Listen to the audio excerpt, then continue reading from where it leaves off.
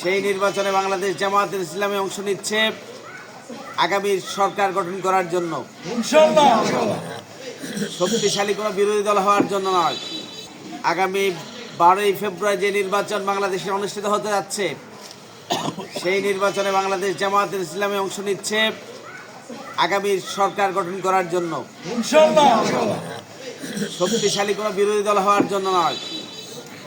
আজকে আগামীর বাংলাদেশে মানুষের ভোটের মধ্য দিয়ে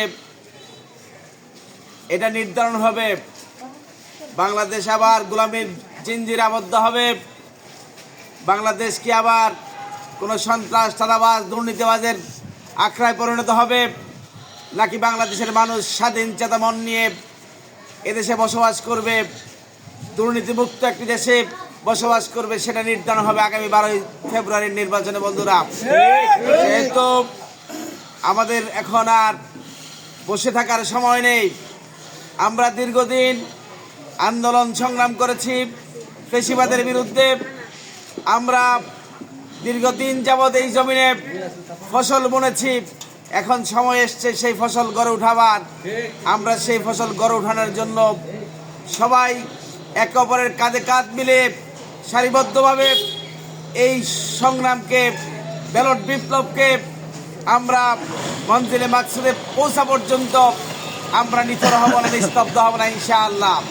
সম্মানিত ভাইরা, আমরা স্পষ্টভাবে বলতে চাই, বাংলাদেশের মানুষ আজকে জামাত ইসলামীকে ভোট দিতে চায় কেন?